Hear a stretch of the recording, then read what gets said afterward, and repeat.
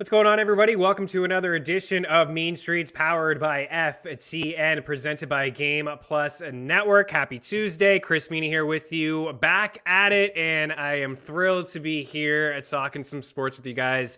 Absolutely missed you, so appreciate you guys hanging out. If you're watching live on our FTN YouTube page, smash that like button. You have any comments, any questions, leave them there. We will address them here on this show. I always circle back before puck drop. 9 games on the ice tonight. So if you have any questions there, I will definitely circle back. Season-long questions. This is week 1 of fantasy hockey playoffs for most people. Week 2 for most people, I think, next week. I know a lot of my leagues have one more week left. Week 1 next week, the quarterfinals and then the semis, and then the finals will be a 2-week period, basically like a week and a half, where most teams are playing 6 to 8 games in the NHL. But we have a lot to get to here on this show. We do have some NHL picks, some props, some goal scorers. Dangle Betselli is live, a UK edition. Eric Young is overseas. We made it work with him. Today we broke down all 9 games in the NHL, called some goal scorers, some props, and some picks. I will have my favorite plays from that show here on this show here today as well. A few NBA picks to talk about. Tino's going to drop by, and we are going to talk also some baseball. I've been off from this show for a little bit. Those who don't know, I mean, I'm not going to spend a lot of time on this, but I do appreciate all the support, all the messages. Fantastic. I mean, you guys are awesome. I mean, hanging out here right now in the chat as well.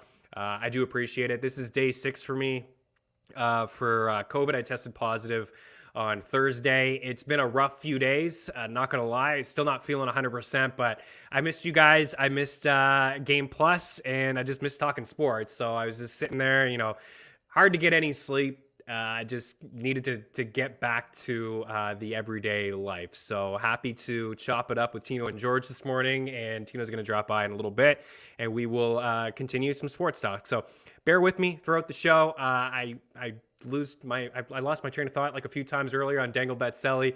Luckily, EY was there to help me out, and Tino's going to be there to help me out as well. There's a lot I really want to get to here. We were starting baseball, and then I was away, and we kind of got away from it, but I want to get right back into it. We had the AL East Division preview last week. That video, we kind of shortened it. It's live on our FTN YouTube page if you want to go back and watch that. The quick analysis is that we like the Jays, like everybody else. They're trendy. We certainly like the Jays to win the division. They got the 3rd best odds in the World Series. Like, they're a trendy team. They got a lot of offense. They're going to be one of the best offensive teams. They improved the pitching staff. I still have a lot of questions in their bullpen. But they, honestly, they're going to hang this year for sure. But there is value there with the Rays. We're going to talk about the AL West today. The Astros are heavy favorites. Can the Angels find a way to make the playoffs for Mike Trout only once in his career? I've said this a couple times. This is the last time you've ever seen 2 MVP favorites in a league, and the team nobody's even talking about them to make the playoffs, and that's the Angels. And then the Seattle Mariners, who are on the rise. Last year was a really nice season from Seattle. Obviously, they have some kids. They have some prospects there that will play this season. Are they a year away from winning the division, or can they get there right now? Clearly, the Astros have a lot to offer, but that pitching staff has a lot of question marks, led by Justin Verlander, who's pushing 40 now, and a lot of injuries for Verlander. We haven't seen him pitch in quite some time. And then we have Texas, who made a lot of moves in the offseason as well, and so did Oakland, but the opposite end, right? Oakland just got rid of everybody, and Texas decided to spend some money. We'll talk about that division, and we will talk about the AL Central as well. The White Sox are heavy favorites to win that division, but there is some value, I believe, when it comes to the Twins. I think there's some value, but there's also some win total values, I think, as well. I think there's some teams here. There wasn't a lot really to talk about when it came to the AL East, like the Yankees, the Red Sox. These teams are, they're priced fairly, but there's no edge there. Like, everyone's going to bet the Yankees. People are going to bet the Red Sox, but there's an edge, I think, when it comes to the AL Central. I do believe the AL West as well with some win totals, so we'll touch on all of that in a little bit. And I will break down what the first round of NFBC drafts, high-stakes leagues, just for the month of March. Things have changed. We did this before we knew that baseball was going to come to an agreement. We all thought eventually it would happen. And now it's official. And plus, the last time we talked about this, Fernando Tatis Jr. was getting picked on average like number 2 overall. now not a first round pick anymore. So I wanted to just get into round 1. Tomorrow we'll do round 3 or 2, and then we'll get into round 3 and 4. See, I'm kind of still all over the place, but a lot to get to here on this show. I see DJ Betts hanging out with us. Mean Streets is back. PTP, let's go. Mike Convery, morning guys. He is shifting to baseball officially. So we will talk some division, some win totals, and some fantasy baseball stuff, as well as NHL and NBA picks. Hopefully everybody enjoyed the madness. I thought it was a decent weekend. One thing I will say about this tournament, where's the buzzer beaters? We haven't seen the buzzer beaters. There's usually like a couple like last second shots that it's just like the walk-off shots. Correct me if I'm wrong. I don't think there has been one yet. Has there? I don't think there's been a buzzer beater shot yet. There's been some great shots. There's been some upsets. There's been some top seeds bounced early. Certainly, we've seen a lot of that stuff, but the scoring is down, I think, in this tournament. And there really hasn't been a lot of just like thrilling finishes. I don't know. The weekend, I thought there was a lot of blowouts. There's a lot of blowouts. The Cinderella run from St. Peter's rather, that was fun. It's over now. That was highly entertaining, but we are down to 4, and we will pick it back up tomorrow. We got Chelsea Messenger going to drop by tomorrow on this show. I want to get her thoughts on the 2 games in the Final Four. It's Duke UNC for the first time ever. Can you believe it? The first time ever that these 2 teams are playing each other in the March Madness tournament. The first time ever. It's crazy. I was watching the broadcast when they said it on CBS, and I had to rewind it and say, really, is that possible? And it's just the second time ever that these 2 teams are in the Final Four together. Unbelievable. It's crazy. And you kind of get it. It's a wild stat, but you kind of get it, right? Because usually they're on other ends of, the bracket, or they're top seeds, and they don't, there's upsets and they don't particularly meet up, but it should be highly entertaining. Coach K, right? It's a storybook, right? This is the youngest squad he's had since 1985. What they're doing for him, I'm sure there's a lot of pressure that they feel as well, this being the final year for him. But what they have done, I think they've been the most impressive team. And on the other side, we're going to see Kansas and Nova, but I think they've been the most impressive team. 75 points in every game, the only team to do that. 5 guys that have had double-digit scoring showings in every single game, the only team as well to have that. 50% from the floor, 35% from beyond the arc, 75% from the line. The only team ever to do that in tournament history. It's very impressive what Duke is doing. And I know a lot of people, myself included, especially when we started to talk about this tournament, it's all anybody really wanted to say was, well, who's gonna beat Duke? Duke will choke. Duke will eventually choke, right? It's Duke. I've been extremely impressed. Out of the Final 4 teams here, I've been the most impressed with Duke. I did not really see this coming, but with this, like I said, the scoring in the tournament is down, and they are the outlier, I guess, in this tournament. They've been really, really good. The Madness talk will pick up tomorrow.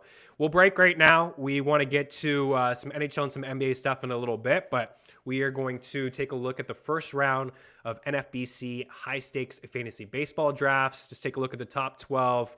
And most of these players, there's no real red flags. There's one that I do want to get to, a player that's falling down draft boards. But as of right now, still a first-round pick. We'll talk about him and a few other baseball targets here next on Mean Streets. Don't go anywhere.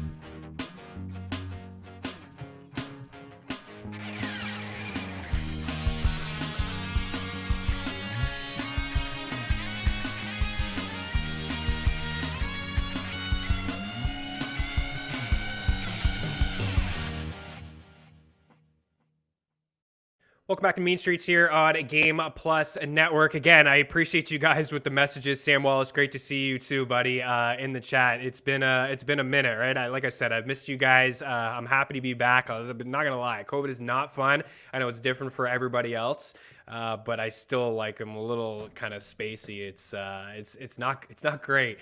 I got crazy body aches anyways, and I play a lot of hockey 4 or 5 times a week, and I'm usually sore after every single game, but it's intensified. It's not fun. Everybody out there, be safe. Let's get into some fantasy baseball talk here. Let's bring up just the top 12 first round here. This is NFBC high stakes leagues where people are really they're spending money, right? So, you could take a look at other leagues like Yahoo, CBS, and see where the average, draft position stuff is. And for the most part, I just feel like you got a better idea of, where these guys are putting their money where their mouth is, right? So the high stakes leagues, this is just the month of March. And, we saw some main event. I've seen some teams like our very own Vlad Sedler. We had Matty Wood over in Vegas. The Brock Ness Monster over in Vegas too, taking part in some high stakes leagues. But this is how things have shaped up over the last month, just actually here in March. So Trey Turner, the first pick off the board on average. I get this, speed. This is a rotisserie league, so people are really going to attack speed in the first round, and they're going to attack relievers. They're going to be looking for saves, in the first 3 or 4 rounds as well. But there's a couple takeaways here. I don't think any pick is bad here. I do think Kyle Tucker is very interesting. I don't know if I'm there for pick 11. I think there's guys after him that I would rather have, like a Luis Robert, a Freddie Freeman. I certainly agree with Tino Rodriguez, who's checking in here, and he could have joined me for this conversation as well. And, I'll get his thoughts when he jumps in on the next segment. But last week when we did talk that draft that I did at Sports Illustrated with a lot of sharp minds in baseball, led by Jennifer Piacenti, I was able to get Jacob deGrom as the 6th pitcher off the board halfway through the second round. To me, he's my number 1 pitcher. In my rankings, I have him ranked number 1. He is the guy for me. There's some concerns injury-wise, sure. There's some concerns with Garrett Cole too. Maybe not injury-wise, but there's some concerns with Cole. Last year, he struggled big time, right? When the whole Tara situation, the sticky stuff came up, he was struggling. He was struggling with his command, and he gives up the long ball. I still think that Jacob deGrom is the best pitcher on the board, and I think he's an absolute steal in the second round. But Turner's the first one off the board here. Jose Ramirez is another guy who can touch a lot of categories for you, give you some stolen bases. He's moved up the board a little bit since the last time we did this at pick 2. Juan Soto there at pick 3. Right now, a member of Washington. I don't know about the future, but he will be a Nat this season. Vlad Guerrero Jr., a lot of talk whether he should be. I remember last time we talked about this, he was pick 6, and people were wondering where he should go. Do you take Vlad because he doesn't steal any bases? Now he's just moved up. I have no problem taking Vlad. He may not have the same type of season as last year, but it's going to be pretty darn close. Bo Bichette is my target in this round. We've talked about him a couple times. We've brought up this board a few times as well. But Bo Bichette touches a lot of categories. He won't lead off for the Jays. It will be George Springer. But I like what he has to offer overall offensively. The stealing bags, hitting for a good average. Probably going to cash in with over 100 runs. Could drive in north of 90. And he's got a lot of pop in his bat as well. So Bo Bichette is probably my favorite target in the first round, to be honest with you. Then you see Garrett Cole. You see the stat there. Yeah, only player with 100 runs, 25 homers, 20 stolen bases, 100 RBI, and hitting 290 last season. 690 plate appearances. This is going to be one of the better offenses in all of baseball. So he's going to flirt with 700 plate appearances again.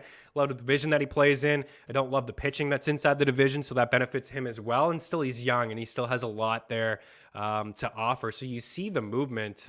He has jumped up just a little bit. So, Tino, we'll go back to that board and just touch on a couple other guys. So Garrett Cole, I think he's fine, honestly. I'm not sitting here to say that he's not great. I just think that Jacob deGrom, I would rather have deGrom. And then the second pitcher on the board here is Corbin Burns. A shout out to our guy Gross, who had a MLB Future on him, Cy Young.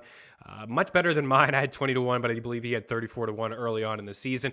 Ronald Acuna Jr. is going to miss some time. It does sound like maybe the first month of the season, towards the end of April, he could be DHing only, but I still think the pick is absolutely worth it for where he is going. Shohei, this is a league where you're going to have to decide, it's a weekly lock lineup. You decide on a Monday, do you want to roll with Shohei for the week as a pitcher, or do you want to roll with him as a hitter? I think more times you're going to roll with him as a hitter than a pitcher. If you could just do the daily stuff where you decide whatever day it is that he's going to be a pitcher or a hitter for you, he would be the number one player in fantasy baseball. There's no question. He would be number one overall. In my opinion, he probably should be. You should be able to play him whatever you want, day in and day out. But this format here is a weekly lock thing. But if you're playing in a Yahoo League, ESPN, and you are doing daily stuff, and he is a two-way player for you, he should be the first player off the board, right? He's that valuable. Use him as a pitcher, and in games where he's pitching, he's hitting as well. When he comes out of the game, now the Shohei rule, he's going to be hitting as well. So Shohei, I think, is a fine pick there at 7. Bryce Harper, I think, is fine as well at 8. Again, no real issue with Tucker. The guy that I wanted to talk about here is Mike Trout. Now, Mike Trout has missed a lot of baseball over the past few years. As you see, 126 games last year missed due to a calf injury. He suffered that injury, I think, in the second month of the season, and he suffered a setback. And, by the time he started feeling healthy again, there was no real reason for him to come back because the Halos were already out of it. But he's missed a lot of baseball lately, 231 games since 2017. Now, the shortened season where there were 60 games, he played basically all of those games. He was healthy for the most part. He played 53. 2020 was just a weird year for everybody. 2019, 134 games. He still ended up with 45 bombs, over 100 runs, and over 100 RBIs. 2018, 140 games, 39 bombs. The RBIs weren't there. He has never really been a huge RBI guy, but let's be honest, the Angels haven't had stacked lineups, and where he hits, a lot of solo shots for him. At 2017 was a shortened season as well. Only 114 games, still 33 homers. The big thing here and why he's going late, and I think later, and you see the statistics on the left, that is from Vlad. His projections are live over at ftnfantasy.com. They're included in our FTN baseball draft kit. He's got rankings, got projections, got tiers. There's everything that you could ask for in a draft kit is absolutely there. Clearly, I'm a bit of a homer, but I'm realistic. Let's be honest. I think Mike Trout is a phenomenal pick at the end of the first. Vlad has him as 18th in his rankings. He's got guys like Luis Robert ahead of him, Mookie Betts, Freddie Freeman, Max Scherzer, Rafael Devers, Ozzie Albies.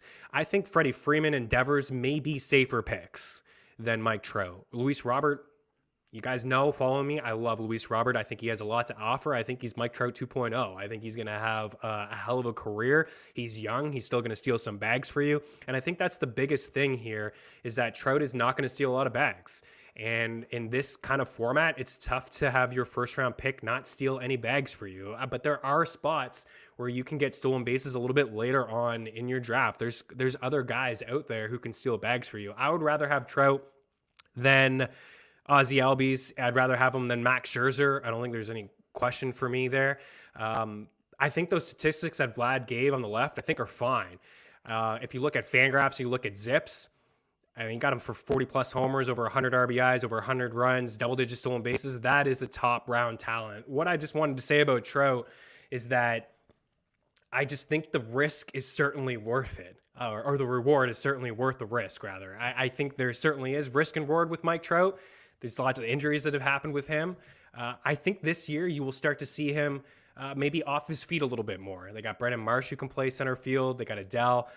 Maybe that spots Trout will DH. Maybe he will play some left field. I know Madden has told him that he wanted him to play left field, and Trout kind of shot that down. I think we'll see Trout DH a little bit more, but honestly, at the end of the first, for a guy who can finish as a top 3 player in fantasy baseball, I think that's totally worth it. Now, like I said, everybody inside that first round, great targets. They all are great targets. There's not a bad pick in the first. Even though I kind of ripped Tucker, I think he's fine. He's got some speed. He's got some pop. He's got some power. The lineup is great. He's a 5-tool guy. There's no question about that. There's some guys going behind him that I think are a little bit safer, that have the same sort of ceiling. But that's it. Tomorrow we'll do round 2. We'll do round 3 on Thursday. We'll do round 4 on Friday. We'll get into deeper parts of the draft, and we'll start to give some better targets and maybe some fades as well. So it's been a long time since I talked to you guys, so I wanted to talk a little bit of Mike Trout. We'll take a break. No spider tack for Garrett Cole. And we are in here next with Tino. We'll get his thoughts on that opening round. We'll talk a little bit about DeGrom as well, but he's got some NBA picks, and we just want to continue the baseball talk. We're going to preview 2 divisions in the American League, the Central and also the West. So a little bit more Mike Trout and the Angels talk here next on Main Streets. Keep it locked.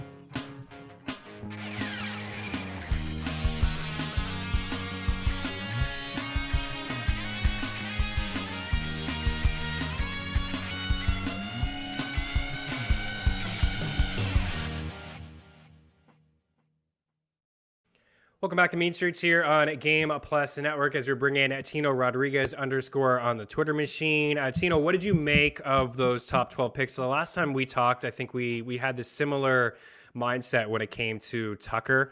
I know you've been doing some drafts over at Underdog, and we still want to do that here on this show, kind of walk through a best ball draft together.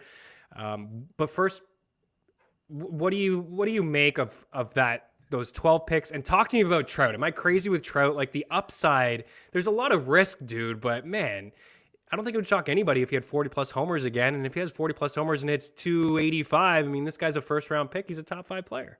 Yeah, I've had Trout fall to me at 5 in a few of those Underdog best ball drafts, and his projections were kind of all over the place. Late first, sometimes he'll go in that as well, but I didn't take him in every spot early in the first, but I pick and choose my battles with him because I really do, like I've said, like the Angels stack and taking the chance on a late round flyer of Anthony Rendon and getting them 2 together. I like Joe Adell. He's another late round snack. So I like what the Angels have there. We'll get to the West in a second. Also, I'm glad we're back doing this.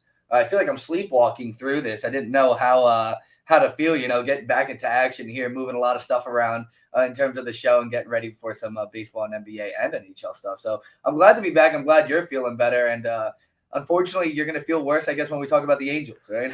I mean, that's one way to bring you right back down to earth because I have a stat that might hurt your heart a little bit. Oh, buddy, it's going to hurt my heart. Yeah, one thing I will say is that there's a wide range of picks when it comes to Trout. You said you took him like 5. His min pick over at NFBC is 4, so people are willing to take him 4th overall. Right. And his max is 26. Imagine getting him at pick 26 out. That's 3rd round. That's 3rd round. Like I said, for a guy that could, I mean, I'm looking at the projections on Fangraphs. Vlad's projections are fine. I think they're great. He has him for under 600 plate appearances, so he has him missing some time. But if he was to hit 40 plus bombs, and if he was just to get 600 plate appearances, he's hitting 40 plus bombs and he's cashing with over 200 runs and RBIs. The thing is the stolen bases, right? And that you got to know your format. If you're playing in a head-to-head league, that doesn't matter. The stolen bases really don't matter. It's one category. You're playing in a rotisserie league. You don't want to hurt yourself and leave your draft with no stolen bases because you won't be able to win the league coming bottom 3 in stolen bases. So you want to at least be kind of middle of the pack. He only has 3 stolen bases over his last 90 games, so he's not going to be a guy that steals a lot of bags for you. Stolen bases aside, though, right, that format for sure, but in terms of best ball, the reason I mentioned that lineup around him in those stacks is because Joe Adell will steal bases, Ohtani can steal bases, and if Rendon gets on base for him, those RBIs that you talked about he struggled with, those solo bombs all of a sudden become more enticing. And I talked about this with you last night. I think that's the key. I think Adell and Rendon are the keys. Obviously, Ohtani's health is everything to the team, and that's just them being successful. And again, we'll talk about the division, but those guys getting on base, Adell stealing bases and getting from first to second and getting in a spot where they can move them around the lineup, and all of a sudden they got guys in scoring position for Trout to do things with. And again, Trout's going to walk a ton too. Don't forget that. Who's even going to pitch to this guy to begin with? I was looking at his spring training numbers, barely has any at-bats, and the at-bats he does have, he's walking. So it's like, I think he's going to have opportunity in this lineup, and it's because of those surrounding pieces around him. You mentioned like Fletcher's in the lineup. We didn't even talk about him. The surrounding parts all of a sudden make a lot more sense in this Angels lineup, and I think that's the key to why, even though, yeah, his injuries are a reason to overlook him, he should be treated to take and taken higher, because this Angels team is good. I think they're a good team, Meaney. I think they're a competitive team. It's hard for me to say it, but I feel it. I feel that they are. I didn't even pay him to say that. Let's bring up the AL West. Let's look at some of these division odds. Let's look at these win totals. I've already hammered it home enough. Like, I just think Trout has got the upside to take him in the end of the first or early second. I just think that's like a perfect start for your draft. So the American League West here, we have the Astros favorite at -175. This is from DraftKings. Jose Altuve there on the left, so don't draft him. Win totals 91.5. You got LA here at 4-1, 83.5. Seattle at +450 to win the West at 83.5. Texas 18-1, 74.5, and then the A's in there at 30-1 and 70.5 is their win total. So a couple of things I want to say here. I mean, there's no value, obviously, to take the Astros. Like, clearly, this is still a lineup that's going to be one of the better lineups. They don't strike out a ton. They did lose Carlos Correa. You got Yuli Gurriel, who's a little bit older. Michael Brantley, who's a little bit older. There's some guys who are aging in this lineup. Jose Altuve is one of them as well. But they still, like, have a lot to offer offensively with some kids like Tucker. We talked in that last segment. This is going to be a team that really makes a lot of contact. They can hit lefties. They can hit righties. I think my issue with them is the bullpen. And they are honestly getting a little older. What if just Altuve just straight up falls off this year, or he deals with an injury, or Gurriel, who's pushing 40, is, you know, the bat is not as, you know, as sharp as what it was last year and the year prior. Verlander is pushing 40. He's getting a little bit older. How much more does he have left to offer? The rotation's got some issues right now. Lance McCullers is hurt. It's a guy who's been unable to stay healthy. I'll let you touch on the Astros first. We go a little bit deeper. How do you feel about this Houston team? Yeah, I think they're deservingly the favorite. Honestly, Verlander looked good in spring training, and yeah, there's somewhat concerns in the bullpen, but they still have Ryan Stanek, who's one of the underrated arms, you know, coming over from Tampa during their World Series run. They signed Hector Neris, who is susceptible to, you know, crashing and burning late into games, which will hurt you, you know, coming from the Phillies. But I like Ryan Presley. And the thing is, the back end of their starters, you know, they're going to be asked to start in, you know, Luis Garcia and, you know, guys like that end up kind of coming out of the bullpen come playoff time. They did, but they could also start. So they have like these flex guys at the back of their, you know, at the back of their rotation that could end up helping that bullpen if certain things go their way. But they're going to have to be starters because, yeah, no Lance McCullers. But I think Verlander's the key here. He's looked good. If you can get any part of vintage Verlander, you know, the Cy Young winner, it's, you know, it's a wrap, right? I mean, forget it. This lineup's insane. But when you look at that, the thing that jumps out to me about the Angels is that this is my question to you, when are they going to not only just put it together, but meaning they haven't finished better than fourth since 2017. That's the stat I wanted to give to you. They haven't finished better than fourth. How and why? And, you know, they haven't been good since Ohtani's been there. And, you know, I told you this last night. It stuck with me. You saying that I haven't seen two guys in Trout and Ohtani getting taken in drafts at this point in time, and the team just hasn't been good. Like, you have those two guys. There's no way you can finish fourth in the AL West again. Maybe they end up, you know, like in 2017 when the Astros won 100 games and they finished second. Like, maybe it is that way. But the point is, at the value at 4-1, I think they got a shot. They know a Syndergaard to do well. You have Iglesias in the back end. You have a closer. Aaron Loop is someone you took from the Mets who, you know, had a sneaky low ERA last year, a good lefty arm. Like, you've done some things. And if Ohtani, with the new Ohtani rule, ends up becoming this, you know, unbreakable guy, the human cheat code, where maybe they start taking him out of baseball games, you know, video games like Barry Bonds, which I think is probably possible at this point. It's like, why is this team? Convince me this team won't be good. Like, they'll at least be a wild card team. I know we're talking divisions, but it's like, you know, it makes no sense for me to take a -175 favorite in a division, you know, futures bet. It doesn't make sense. I'd rather the Astros take the chance of them starting slow. And maybe get value later. But, like, I think the Angels have a good line here at 4-1. I really do. And again, those who know me know I love this Halos team. I mean, you're watching the show, you see it right there. I mean, we're right here at Angel Stadium, apparently, right? Thanks to George. Yeah, we're there. We're there. We're knocking on the door, wondering what the heck's going on with this team. I have never felt better about them, honestly. The one year that they made the playoffs, they had a rotation. They were the best offense in baseball. They got bounced in 3 games by the eventual World Series champs. Actually, I don't know. Kansas City went to the World Series. I think they lost that year, and then they won the following year. Right. But that's the only year that they've made it. But the reason that since 2017, fourth or whatever, is the rotation and the bullpen, and of course some of the injuries. Rendon has given them nothing since he's been over. When Ohtani came over, there was spurts, but then he had Tommy John and he missed some time. Trout has missed some time, but now they got some pieces. Walsh, I think, is a nice bat. He may regress a little bit, but you put him in that lineup. Then you got some of these kids that, I've been waiting to see, and Brennan Marsh and Joe Adell. And Adell has had a great start to the spring. Very small sample size last year playing in September, but he cut his strikeouts down. He certainly has some pop, and he was one of the better prospects in baseball, 2 or 3 years ago, but, striking out a ton. He looks like he's starting to put it together as well. You mentioned David Fletcher. So the key clearly is to have Ohtani, Trout, and Rendon healthy.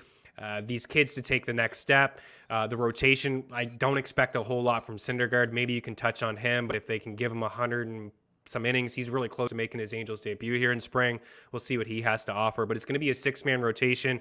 I think the sneaky guy inside that rotation is Patrick Sandoval. I think if you leave, it's not going to cost you a lot in your draft, but I think he's got some upside and some swing and miss upside that I think you'll like. Reed Detmers was a first-round pick for them a couple years ago that he should be inside the rotation as well as a 6-man rotation. And then you mentioned the bullpen. Bringing back Iglesias, taking Aaron Loop, one of the better lefties last year in baseball. They still have some guys like Mike Myers in there as well. Ryan Tepera is a guy that they grabbed from the White Sox, Archie Bradley. So they've at least tried to address the bullpen, which is something that they really didn't try to do over the last 3 or 4 years. They weren't even really trying, and it was just one of the worst bullpens in all of baseball.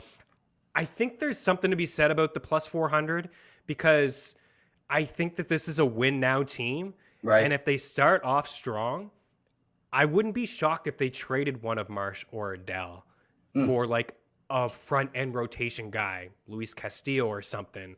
Now, ultimately, I think that would be a bad move to trade a kid for like Luis Castillo. But, Tino, there's no question this team is win now. So let's touch on that. But also, let's give some love to Seattle because we can bring up this board. I like both of those win totals. I think the Halos and Seattle are 500 teams. It's all we really need them to do is play just a little bit better than 500 ball, and then they get those win totals. And I like the under on Oakland because I think they continue to sell pieces, and I just think that this is probably a 60-win team. Yeah, absolutely. Under on Oakland, and I'm glad you brought up the win totals because that's basically the best bet I was alluding to. It's like those two lines. I think the line actually speaks wonders to me because of all the steam that the Mariners have been getting. They're plus 450 compared to the Angels, and the Angels are just, still right above them. So I think that speaks to your point of that they're a win now team. And in regards to Seattle, the reason everyone's, enamored by them and deservingly so is that they have all this young talent, and that's great. And I really, really do like it. I'm more concerned about their pitching than the Angels pitching by far. Yeah, they signed Robbie Ray. But the back end of it, they're going to need Logan Gilbert to somehow repeat what he did last year, and that's a big if. And then even then, it's like Marco Gonzalez, Chris Flexen, no thank you. Like Justice Sheffield, like I'm sure Yankee fans could touch on that. Like wait and see for how long. Their bullpen doesn't really do it for me. The thing is, they have pieces. Their lineup has pieces, and I think Julio Rodriguez is going to come in and set the world on fire, and it's going to be exciting to see him and Bobby Witt Jr. kind of duke it out. I think those are the 2 rookie of the years we got to be looking at. Maybe we can talk about that further. But they have actually a really interesting predicament with these young guys in that they have Kyle Lewis, a rookie of the year a couple years ago. You have Jared Kelenic, who came from, the Metsies himself, who's struggling. And then you have Julio Rodriguez, but you just traded for Winker. You're not taking Mitch Haniger out of the lineup. So they have a lot of these guys in the outfield in a cluster. And I think actually right now, the odd man out, as crazy as it is with all this young talent, is going to be Jared Kelenic because Julio Rodriguez is a center fielder. And right now, they could push, Kelenic over to right and then maybe move Mitch Haniger to DH. But then what happens with Kyle Lewis? He's forgotten about. But then you got to trade one of these guys is my point. Like they have young talent, but now I think the Mariners are in a position to, they'll compete, but they got to start prioritizing this young talent and giving things up to kind of make ends meet with this team. Because Adam Frazier, good. Their infield is solid. JP Crawford, former top talent, lightning in a bottle last year. Maybe he does it again. Maybe he doesn't. Like, they're able to get things going with these trades, and I think they're in the right direction. But if I have to put my money, I'm putting my money on the proven guys and the Angels to just stay healthy. That's the thing. I think the Angels just need to stay healthy, and they'll be there, and they'll be above 500, and they'll compete for that division, because I think the Astros will naturally regress because of their injuries. Whereas the Mariners, I think a lot of things have to go right again. Yeah, and these young guys got to play above their ceilings, and they can. I just think they're a team you want to look forward to in the long term. Whereas this year, maybe they sneak in, and surprise people like last year and compete for that wild card spot. I just can't see them as division winners. And at 450 compared to the Angels, I just rather, the 50 cents to $1, better on the Angels if I'm putting a bet out there. And I think we'll see some regression from Robbie Ray. It is a nice division for him. I mean, he's a fly ball pitcher, but it's a good park for him to not be able to give up so many bombs. And also Flexen's not going to have that same type of season. He's a contact pitcher. He had a lot of luck go his way. I do like Logan Gilbert. I think Gilbert, Sandoval, Christian Javier for the Astros. I think these are all decent, like mid to late round targets as well. So I like the over in Seattle, like the over in LA, like the under in Oakland. Let's break. And one question and before we do get out, just real quick, Rangers over under. That's it. That's all I got to ask. 74.5 over under. That's the one we didn't touch on in them. I don't know. And they've made a lot of moves, right? I mean, they get Seager, they get Semien. I think the over. I think they're like going to be a 77 win team. Okay, barely, right? Yeah, barely. Their pitching is also atrocious, but yeah, you're right. Brutal. Their offense could win. Yeah, I think John Gray could bounce back a little bit. He's got this new sweeping pitch, and he's outside of cores. I think he could be okay, but the pitching's got a lot of holes. The bullpen is not great. Yeah, it is a pitcher's park, but I guess you're right. That's the one team we didn't really touch on here is the team that's made the most noise in the offseason. We'll break, and we'll talk about the Central. Tino's got some NBA picks. I got some NHL picks. Still a lot more to get to here on Mean Streets. Don't go anywhere.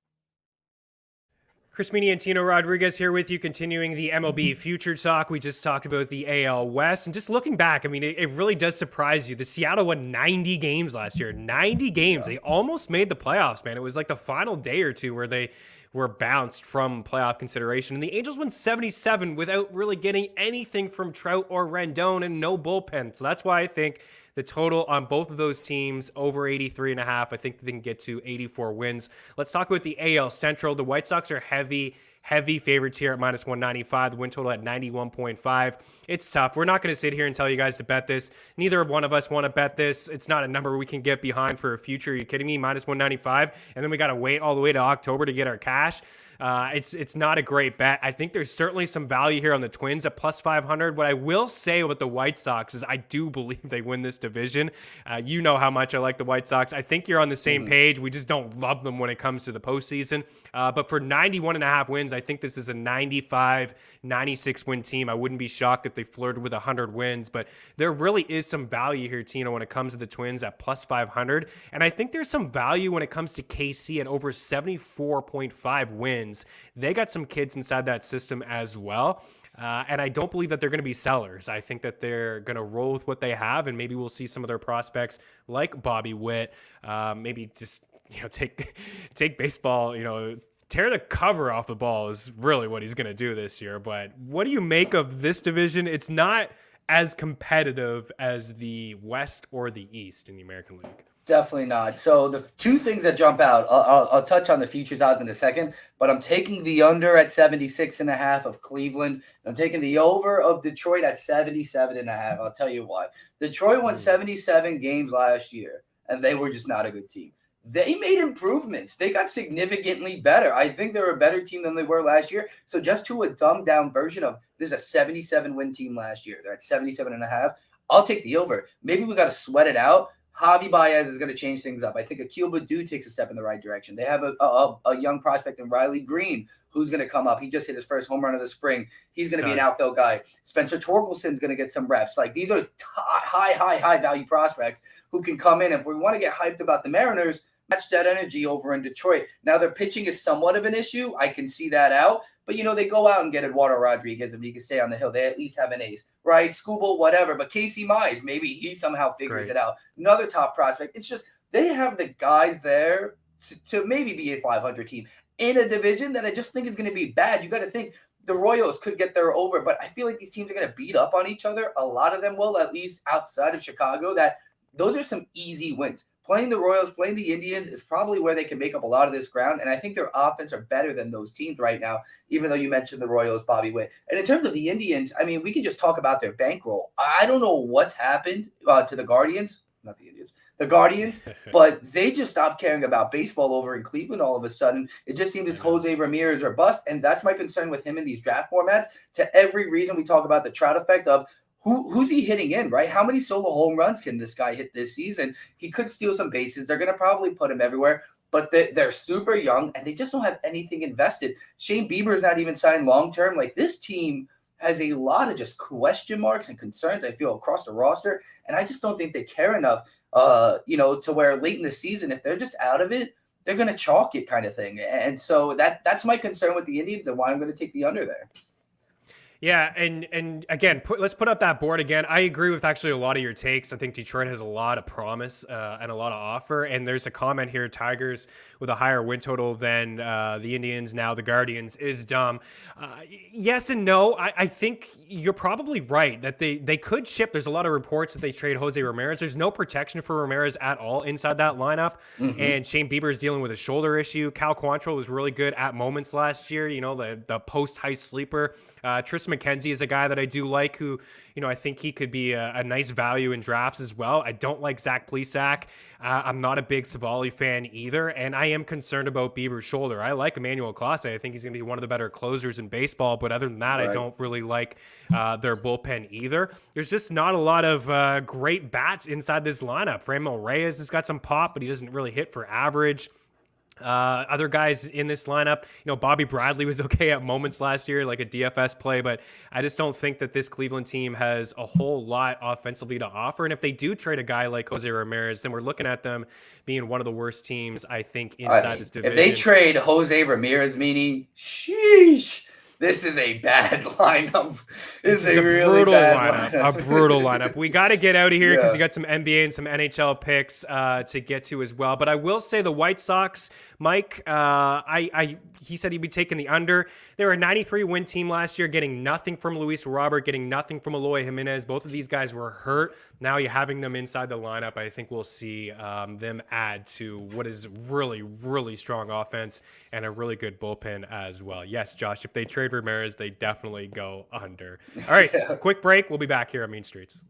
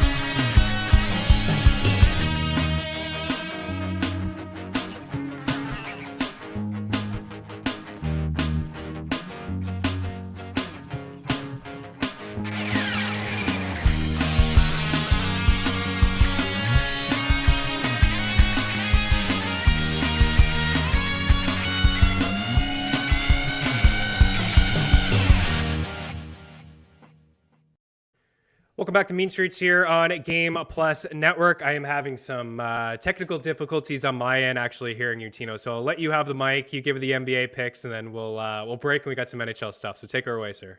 Okay, sir. I am deathly terrified of my Brooklyn Nets chances to do anything this season. That's the first time I've said that. It is worrisome. They were in a must-win situation. Kyrie's return home, and the Charlotte Hornets, who are just not a very good team, about as 500 as possible, were able to handle them. So my concerns are flying up. They dropped to the 9. They're back to the 8. This is a must-win for them, and that's why I normally wouldn't take a number this high, but I am laying -14 with the Brooklyn Nets to start us off.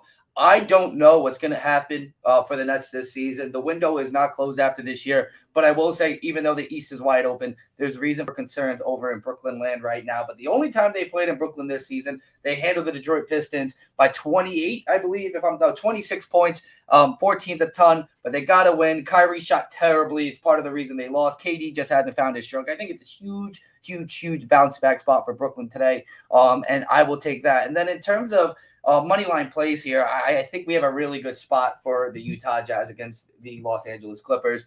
Rudy Gobert seems day-to-day. Everyone in the lineup seems day-to-day right now.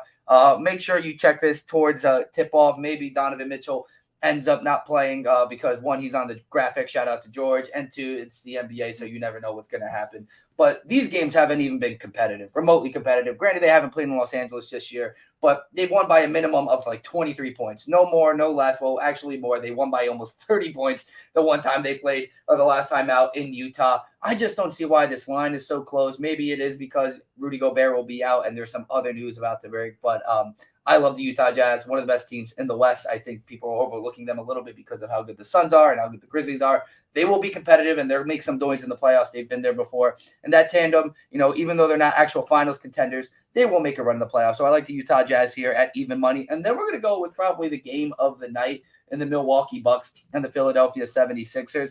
I have zero bias in this game because I equally dislike both of these teams. However, I got to pick a side here. And I'm going to go with the Milwaukee Bucks. All of a sudden, it seems like James Harden's decline in play is making headlines.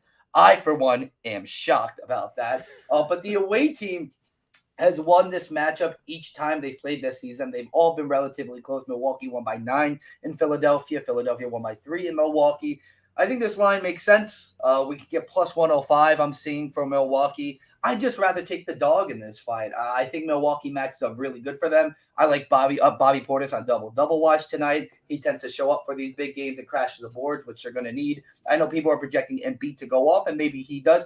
But even though Giannis is listed day-to-day, if he's out, then maybe the Philadelphia 76ers pull this out for obvious reasons. But if he plays, I just think it's hard for you not to get behind the Milwaukee Bucks, who, even as a net fan, I could openly say right now, with all the inconsistency at the top of the East with Philadelphia, Miami, Boston's making this resurgence, how do you not look to Milwaukee again at making a deep run in this and then probably making the Eastern Conference Finals? I think they're loading up, and I think they're going to start to turn up because right now I think there's 4 teams tied for that 1 seed. And if you're Milwaukee, you definitely want to beat Philadelphia here and take over that 1 spot.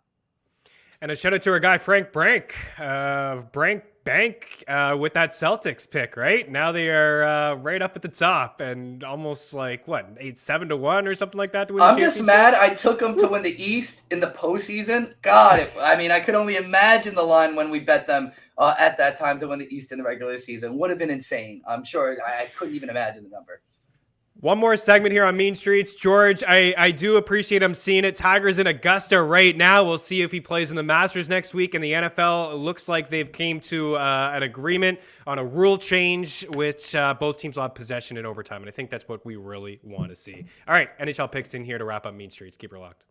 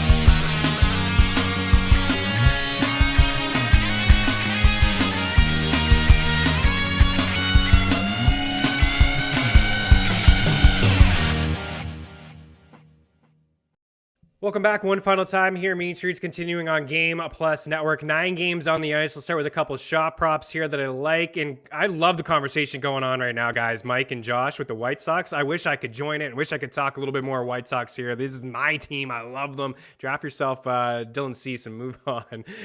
No, continue, guys. I love the combo. But here are the shot props of the NHL. Matt Duchene against his former squad, the Ottawa Senators here. Good spot for Duchene against the Sens.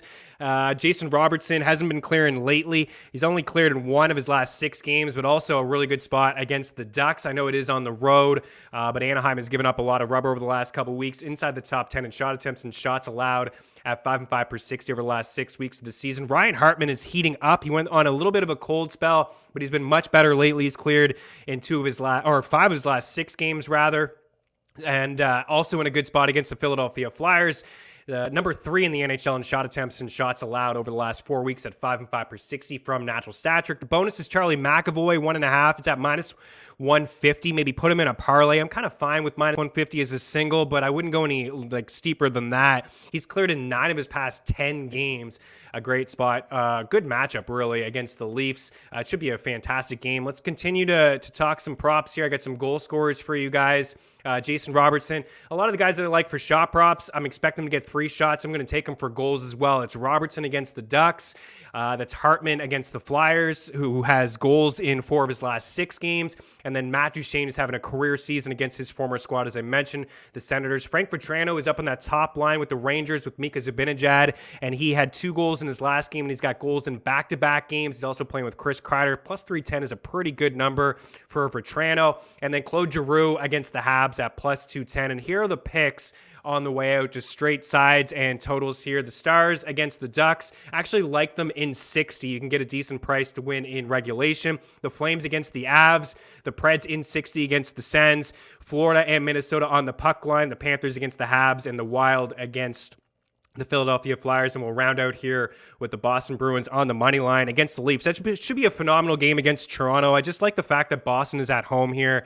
They have won 8 of their last 10 games, and they have points in 9 of their last 10 as well. As for the Flames, I know the Avs are a really tough team, but for Calgary, it is a really good team on home ice. And the last time they played them in Colorado was the second half of a back-to-back. They put 46 pucks on net. They didn't get that win, but they still put 46 shots in Colorado against a strong Avs team. No back-to-back here for Calgary. I think they get it done on home ice. Thanks, guys, for taking the time to hang out. We'll talk to you tomorrow. Cheers.